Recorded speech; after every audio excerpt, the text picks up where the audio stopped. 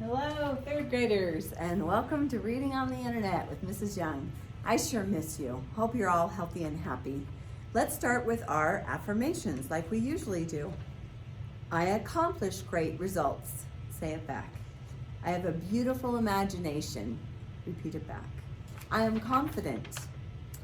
I welcome the unfoldment of events. I am caring. I find creative solutions to my problems. I think positive. I am thankful. I am courageous. I am gentle with myself and others. I am whole. So you can see on the screen that we're looking at our Amazing Animals packet today. We're going to be turning to the last passage, passage 3, and it's a really fun passage about snow monkeys. And the reason we are reading this passage is because it is a non-fiction passage, and we have to learn so many things and put so much information into our brain. It helps if we ignite our brain by reading the questions first. So if you open to the last part of this, the questions that we will be answering together on page 52 and 53 are: why do you think the author didn't put the information from snow monkeys in Texas into the main text? What did Emo do that caused scientists to be so interested in studying her? How did Emo's behavior affect the behavior of other snow monkeys? Third one, how do the photographs help you understand the text? And then how are young snow monkeys similar to young human children? You can answer more questions if you would like. These are just the 4 that are required. You can send me a picture of it or just wait to send it back to me when we come back to school. This has lots of fun photos and I hope you'll follow along. Touch the words as I read them aloud to you, and we might be underlining some text. You don't need to write in the note section. I think that underlining is just fine. We'll start with the picture caption. Snow monkeys are unusual because they live in cold climates. Today, visitors from around the world travel to the mountains of Japan for the chance to observe a fascinating creature up close. It is the Japanese macaque, or the snow monkey. Snow monkeys get their name because they live in areas with cold, snowy winters. They are the only monkeys that live this far north in the world. Snow monkeys live on 3 islands in northern Japan. Many live in mountain forests. The climate there is cold. Snow can cover the ground for most of the year, but snow monkeys can also be found in forests closer to the sea. The temperature there is warmer. Page 47. Snow monkeys have red faces with very expressive eyes. Most are 2 to 4 feet long and weigh between 22 to 66 pounds. They have short tails. Their thick, furry coat ranges from gray to brown. In winter, snow monkeys grow a heavy coat. In summer, their coat is much lighter. Like most monkeys, the Japanese snow monkey uses all 4 legs to travel. It can also move around on just its hind legs.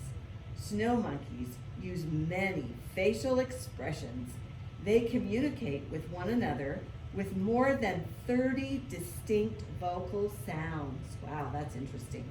Look at the picture caption. Nonfiction texts always want to read these.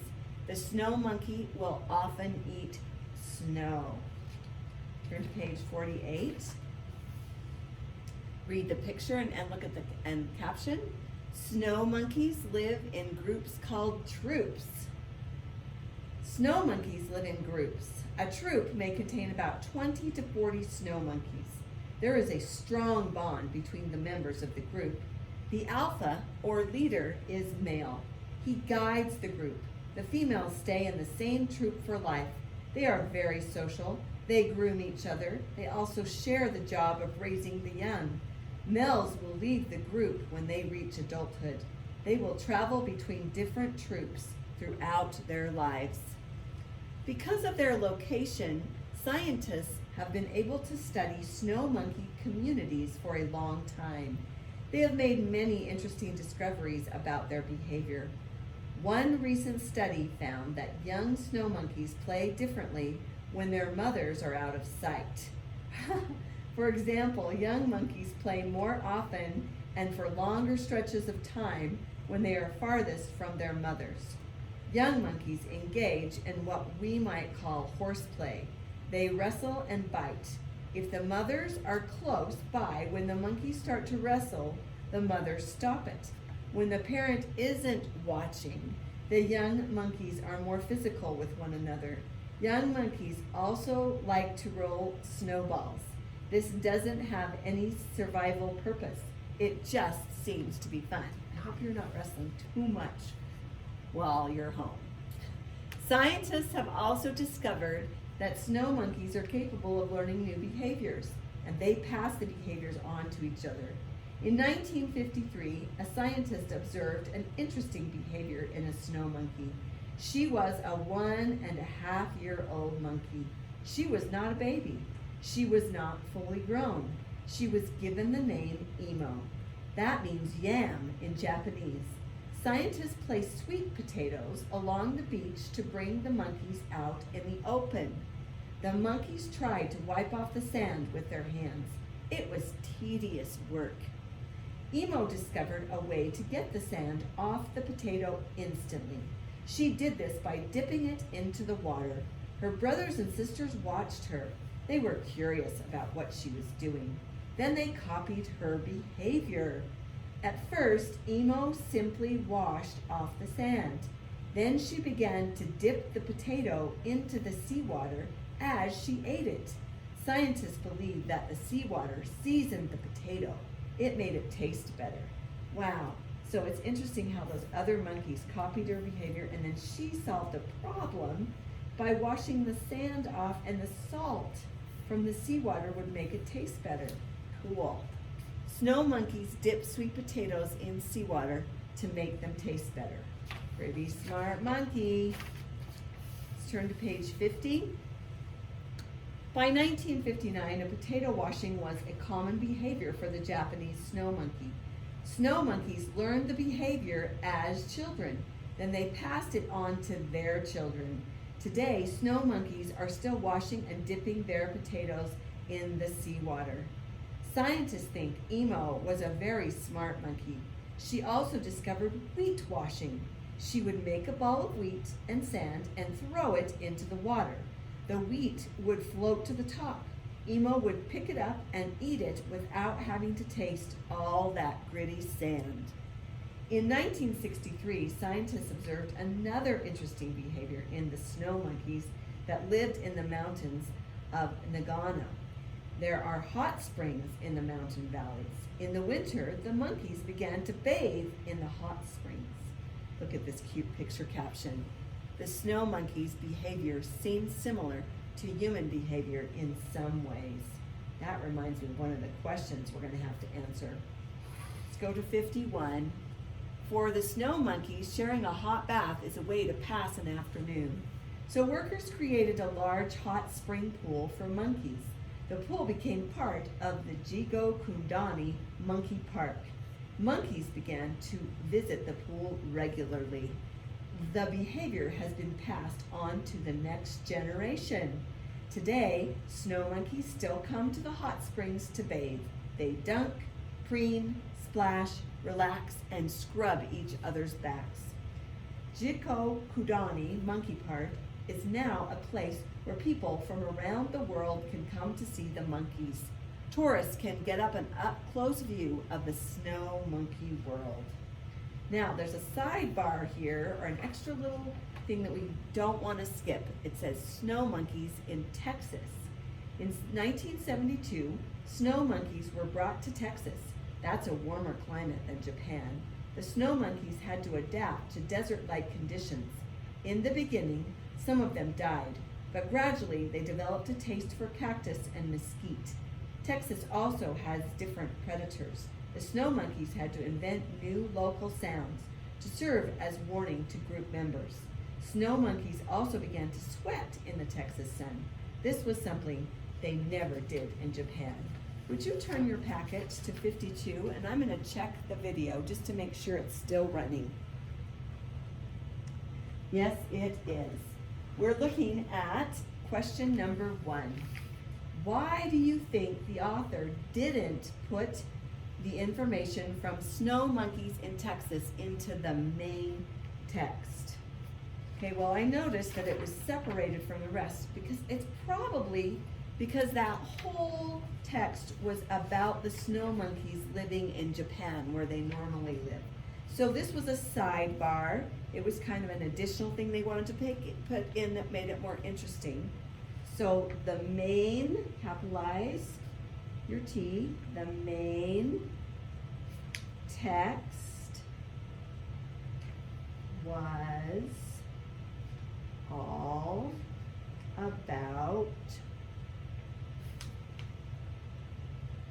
the snow monkeys in Japan.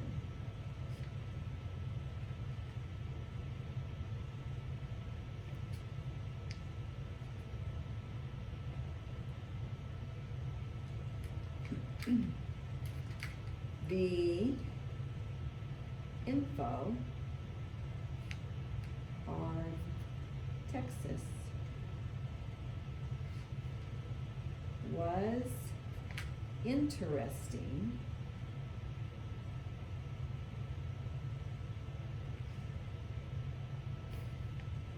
but now look what I'm going to do if I run out of space. But not part of the main idea. So if you run out of space, you can stretch and go over to another question if you need to. All right, I've got number 2. What did Emo do that caused scientists to be so interested in studying her? How did Emo's behavior affect the behavior of other snow monkeys? So remember, I want to include the question in my answer, and I'm probably going to have to go over here and use part of this space as well. So it was so exciting. Emo caused scientists to be interested in her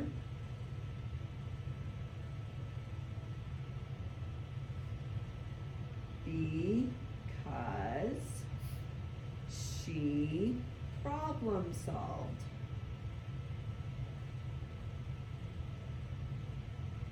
By dipping the sweet potatoes into the ocean.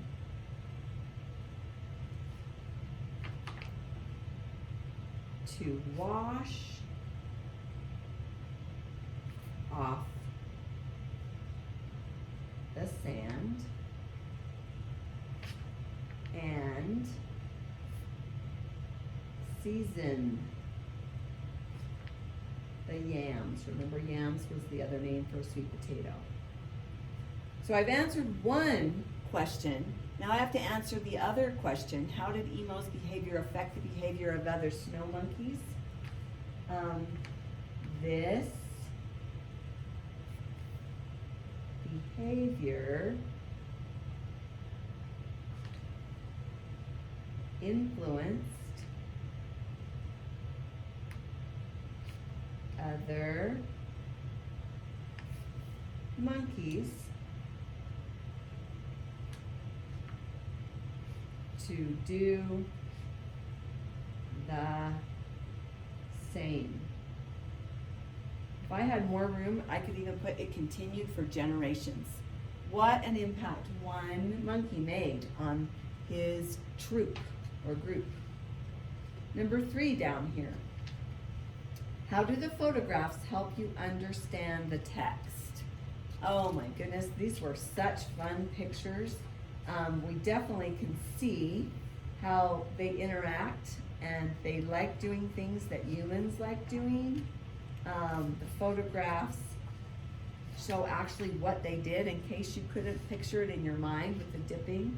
And then it shows of them, the picture of them in the group or the troop. So, wow, we could list a lot of things there. The photographs.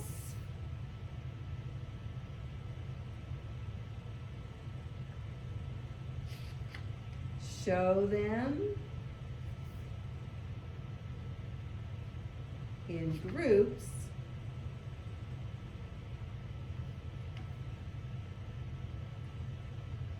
doing fun things together